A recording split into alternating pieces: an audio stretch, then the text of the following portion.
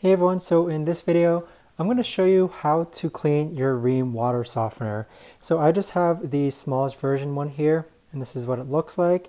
And as you can see, the blue light is flashing, and it's giving me the notification that it needs to be cleaned. So in order to actually turn this blue light from flashing, you just need to press any button and it will actually turn off. But as far as actually cleaning the unit goes, sorry, I only have one hand. You actually want to get one of these here, which is the Rheem Preferred Series Water Softener Cleaner. I just got this from Home Depot, and it does give a warranty extension available.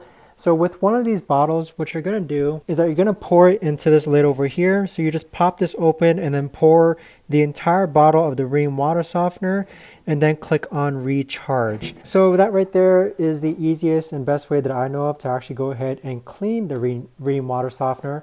I don't think you need to actually run your water after inputting the water softener solution in it, but you'd have to do more research. I'm not entirely sure about that.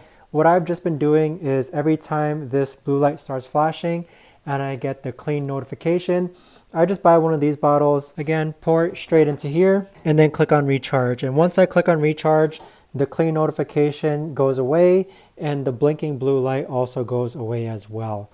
But if you guys know of a better or easier way to actually clean your Rheem water softener, let me know in the comments down below. I hope you found this video helpful.